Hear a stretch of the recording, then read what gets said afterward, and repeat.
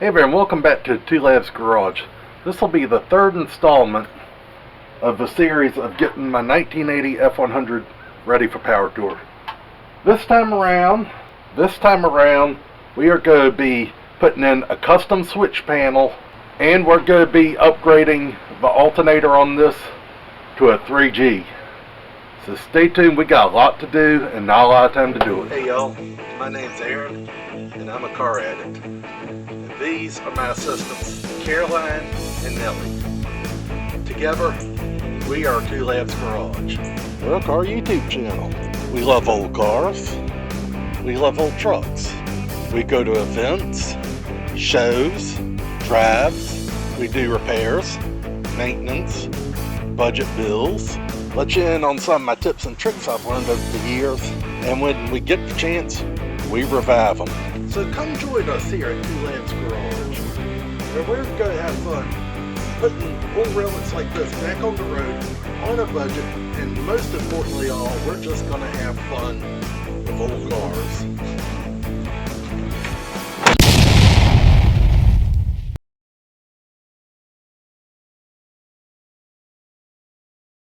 Alright, so I've decided to upgrade from the 1G to the 3G Ford alternator.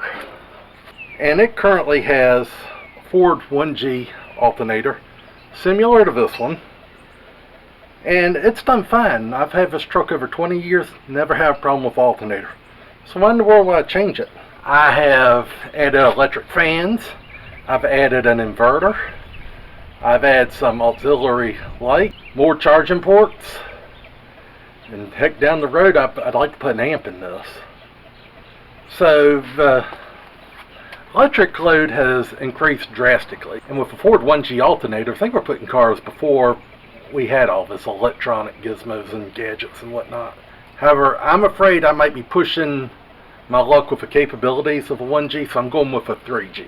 The other thing about the 1Gs is you could get heavy duty ones, you could get high amperage ones for, like, say, an ambulance or a police car, but good gracious, those things are expensive. It's much cheaper to go with a Ford 3G, which is a superior alternator. This specific one is for a 1993 Ford Taurus Mercury Sable. Alright, so the 3G alternator, the way it comes is set up for a serpentine build. We need to change it to a V-groove build. So the first thing I'm going to do is take this old bit here, if it's broken, I'm going to stick it down in a hole somewhere where it'll catch the fan good. These are internally fanned, but anyway, go in there and then take an impact wrench. This one's a 15/16.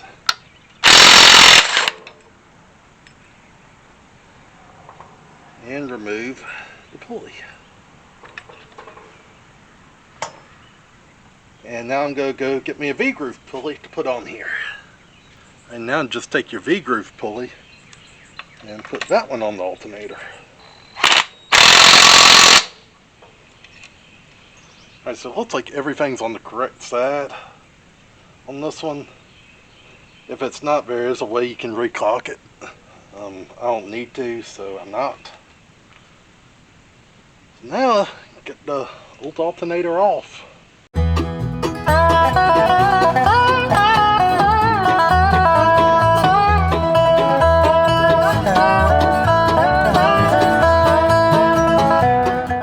Well, here is the alternator.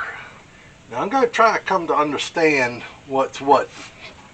I know that's the field, that's the battery, and this is the stator.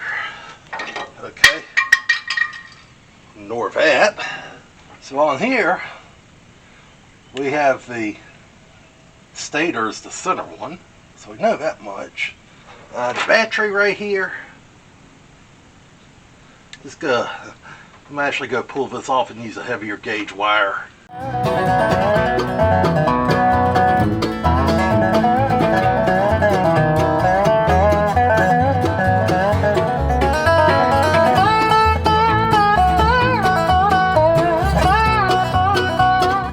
Alright, so now we've pretty much got the alternator wired up. We're just missing one wire, and naturally that's the wire that does all the work. Where did I put it?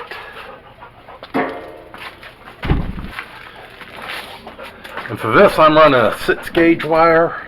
And this is actually a starter wire meant for a riding lawnmower. It came from Walmart. But it's 6-gauge wire. You've got terminals on both ends. But I'm going to have to make this into 2 wires because I got my mega fuse right here on the inner fender. So first of all, get an idea how long it needs to be. Alright, so about that long. Now I gotta find my cutters and cut this thing.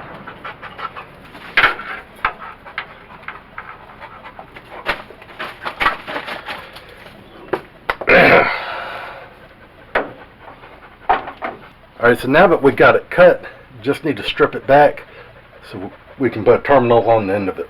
And the right way to strip back the insulator on this wire is to use a special tool that just cuts down on the insulator and all that stuff.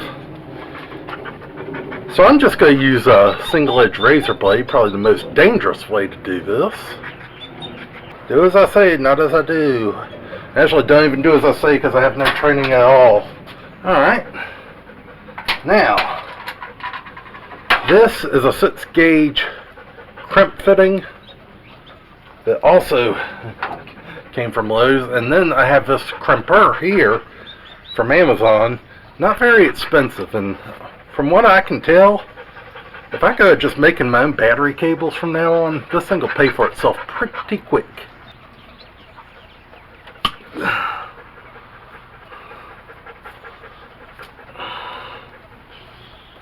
Now I'm just going to pass a heat shrink over this and heat shrink it. If my lighter isn't completely out of juice. She's close. And please excuse my dog, she is just working on my nerves. But I love her more than anything. Well, it looks like she's had just enough. I'll just bring you up to date. One other thing I found out is, here's the factory lug, if you want to call it that. Here's the one I crimped on. This fits a little better on the alternator than this. So go ahead and put this on the battery terminal of the alternator. So mega fuse. Bolt the cable there. So now just get all on the mega fuse. Alright, now we got like that. Just go ahead and close the fuse block for the mega fuses. And then when I'm actually ready, I go ahead and put this. Well, we got the truck outside, brought it out under its own power. So now the big question is my alternator working? I think it is, because the light in the dash, the idiot light, when I cranked it, went out. But I'm not just going to rely on that. I'm actually going to put a meter on it and see what we got.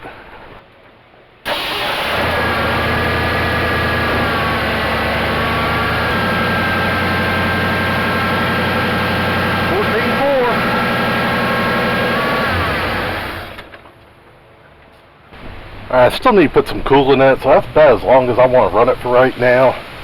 But that's a good sign. We got the power to run the fans. Now we just need to hook power to the fans.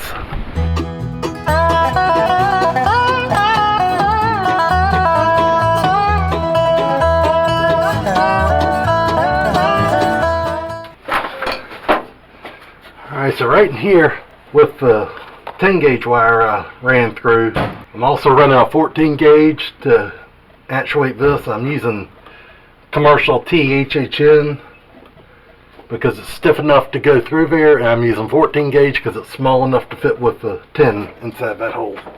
Alrighty. So I got the wire stuffed through the firewall. Gone inside and figure I got about enough in there. But I did cut it a little bit long, so if I need to pull a little more through, push a little more through, and it won't be a problem. So now I'm just going to put a blue ring terminal on this. Alright. So now that's hooked up. So I think we're done under the hood. After this, I should be able to clean all this mess up, pull it outside where I'll have real good access to getting up under the dash and hooking everything up finally and getting these fans running and getting the inverter in and getting the switch panel in. Got a lot to do, but we got a lot done. So anyway, it's time for me to call it evening. Joys of a working man running a YouTube channel. Can't really stay on all that long. Alright, so I mentioned cab switches and all. I got this piece of angle aluminum, 12-inch piece of 3-inch angle aluminum. And this is what I'm going to mount my switches on. I'm also going to move the oil pressure gauge into this rather than the little aftermarket one that's normally comes with the gauges. And I also want to put 2 cigarette lighters in here. Now I don't smoke, but I want the power ports. This truck was designed before all the electronic gadgets and gizmos, and I'm also putting in a bigger alternator to handle it. I'm going to have a fan running inside. I'm going to have my GPS, phone charger stuff, possibly a compressor, all kind of stuff. I want to be able to have sufficient cigarette lighters inside to run all that stuff, and then I have a series of switches and lights, so it's going to be switches, gauge, cigarette lighters. Alright, so here's my aluminum angle bracket, and here are the cigarette lighters I got. I kind of got them laid at least close to where I want them, and this roll of Teflon tape is almost exactly the same size as the oil pressure gauge, so I'm kind of liking that right there. Then I got these toggle switches that I bought to do the center console in my Fairlane. Yeah, I never get around to doing that. I will one day. But I decided in the meantime I'd go ahead and use these switches, and when I ever get around to doing the Fairlane, I'll just get what I need. So, I'm going to have 5 switches. I also have these little bitty, eeny, teeny, weeny LED lights, and they'll indicate that the switch is on. I've got red, yellow, green, white, and blue. So I figured I'd start here: green, yellow, red, white, and blue, so I could have red, white, and blue and the stoplight thing going on. Now, big thing is to mark it up, because I don't want it to look haphazard. I want it to look decent. So first thing I'm going to do is I'm going to mark about, because I'm generally happy there, and about the center point of that. It'll be close. I'm going to take this framing square. Doesn't have to be framing square, any kind of square will work.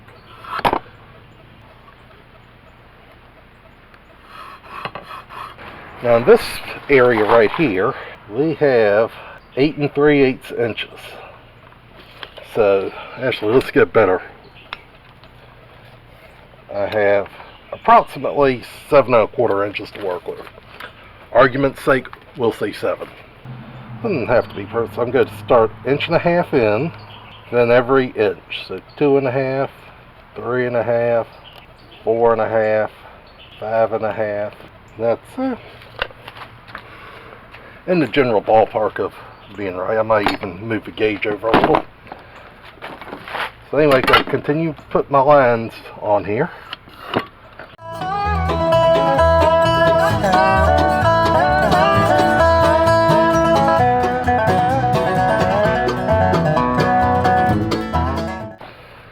Alright, so now it's time to get to drilling. Also, if you're wondering about all the marks on here and all, I am going to at least attempt to polish this before I put it in, but for now, this is good. Alright, so now it's time to start putting the holes in the metal. And for that, I'm going to use a drill I got real good control over. I like my Makita, even though this thing's older than dirt. And I'm going to start doing my pilot holes with this little teeny bit. I think this is like a 3/32 or something. Just take it slow. You don't want this thing to walk. And she walked a little. Really didn't want that, but I can live with it as long as I have this one the same. And I do, or at least close to it. Alright.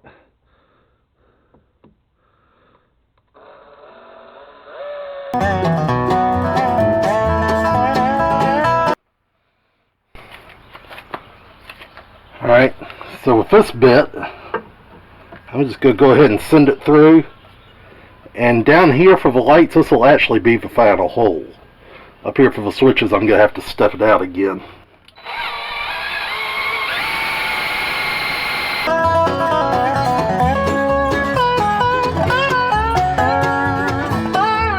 Alright, so the top row. Dead battery.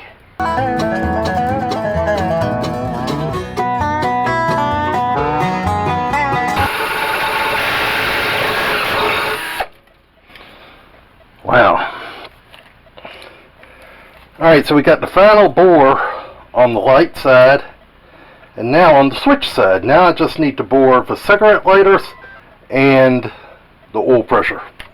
Alright, so unfortunately my big step bit broke. So I am hoping this one is big enough to do the lighters. It's right on the borderline, but I'm going to give it a shot.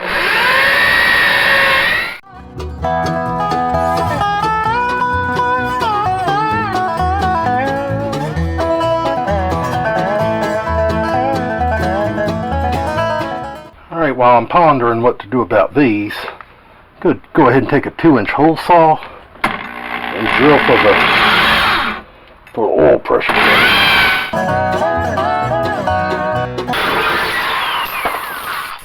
Be honest with you, I kind of wish it was this way some, but a little late for that. Oh well, it's still going to do what I want. Almost forgot I got this big mamma jamma. I just gotta be careful because it is so big.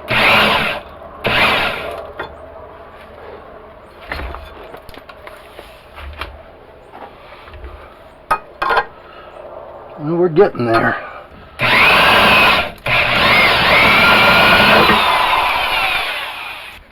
Where in the bloody blazes did I just put that thing? I swear I'd lose my head if it wasn't attached.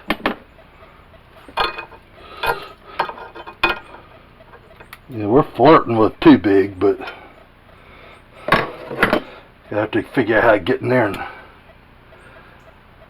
clean that up.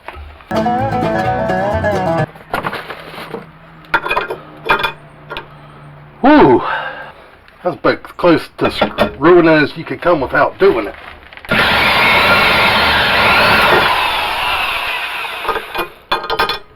Perfect. Alright, now just take some steel wool and try, if nothing else, get all the scuffs going the same direction. Well, she get it shining all nice. Really, actually looking really good.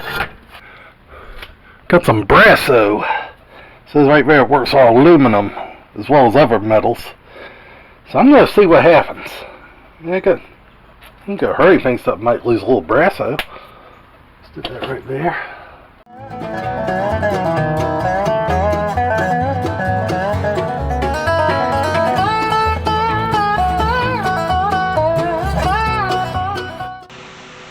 Alright, so I'm going to start work on assembling my switch panel. We already got the lighters in.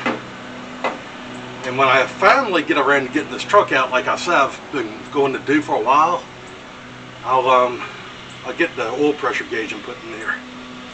In the meantime, I'm going to put my lights in first. Go ahead and stick the green one in. I'm not a big fan of these little thin wires. They're like 800 gauge or something. Just tiny. And just finger tight for now. See, yellow's next. That's white, red, yellow. It's probably actually called amber in this sense, but I call it yellow.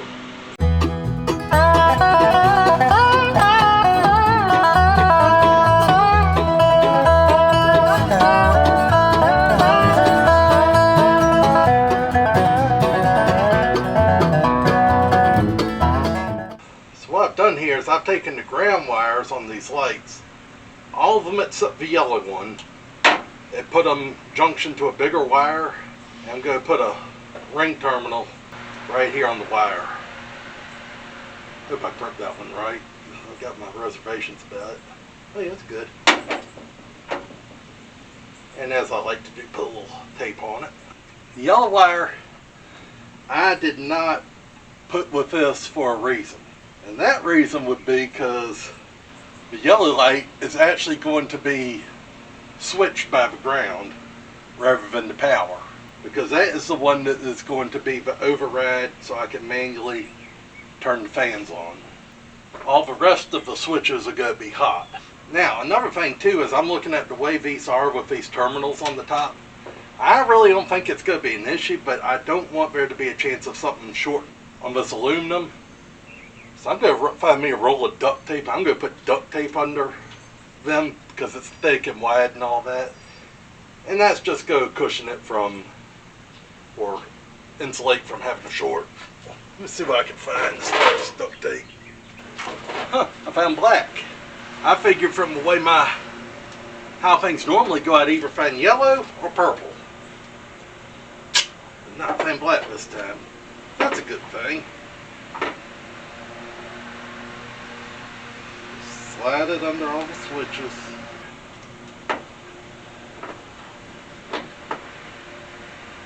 I mean, that's good. That's non-conductive and it's also out of sight. No one will see that unless they crawl up under my dash. And you crawl up under my dash, it best be working to repair something.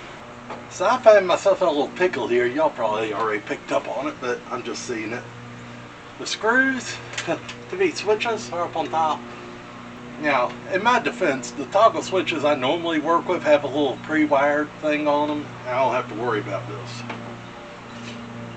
Kind of coming through how I'm going to do this, I'm going to put pigtails on all these first, and then once I get inside and I have my wires that aren't quite so portable, I'll put them in the bottom. It'll work fine. I'm going to use this one to go from the fuse box to the switch power for the fans. And blue terminal for that.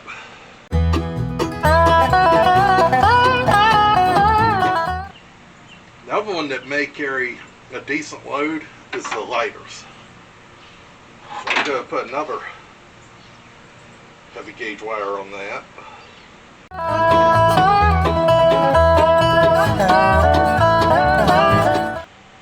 Thing for the inverter, while that's going to carry quite a bit, that's also I'm using a solenoid to control that. So just a wire that tells the solenoid, hey, time to switch. I don't think it needs to be all that big, so I use this gray wire for that. So now, like I said, I just need one for the halos, and I need one for the wire for the yellow light. And that yellow one's going to have hardly any draw on it. Each one of these red wires, like I said, with the exception of the yellow, will be spliced into the switch power on their respective terminals. And for the yellow one, that will be switched into the ground. Let me just say, I did not want to take these switches off. I don't want to scuff that aluminum. I actually did scuff it a little bit. What I've done now I can live with, but I don't want to make it worse. But it does give me a chance to show y'all one of my hacks. In the event that you're working with a surface that you'll want to mar up, take some electrical tape on channel lock.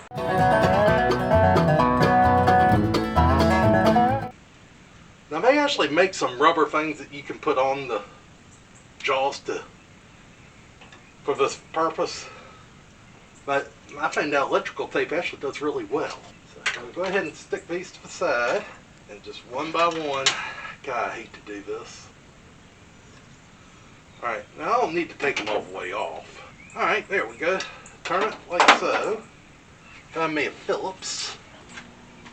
Alright, got me a Phillips. Screw out, grab purple wire. Alright, just move down the line.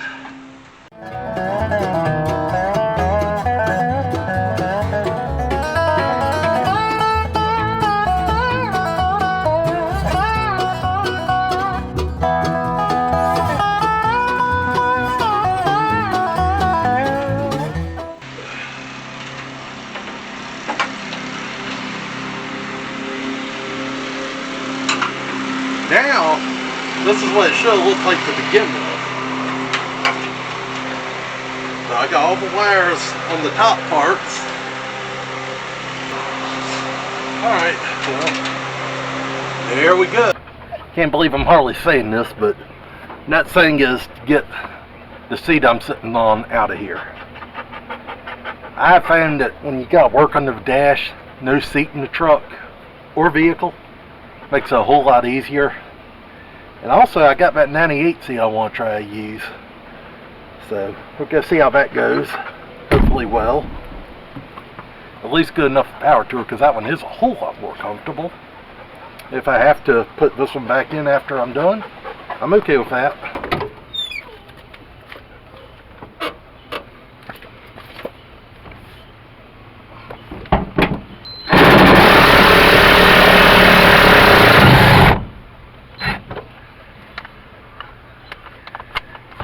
Alright. Now roll the seat forward.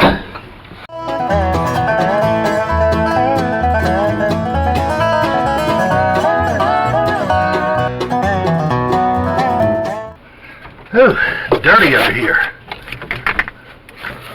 Alright, so real time, real talk, that took less than 5 minutes. And I got a whole lot better access to get to the stuff I need to get to now that I'll have a seat to contend with. Alright, so I got the oil pressure gauge off. Unfortunately, the gauge did not survive that. That's alright, I'll go change the line anyway.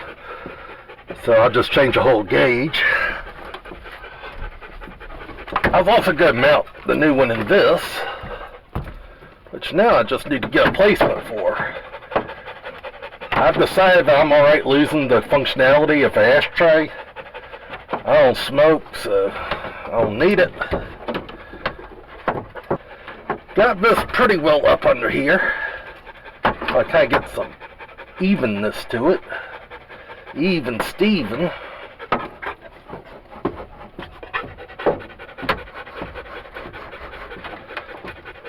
And see, those two places got marked up pretty good.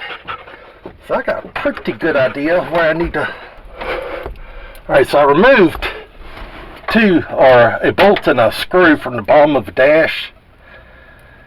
And found some, well, I hope at least are longer versions to replace them. Hopefully this goes well.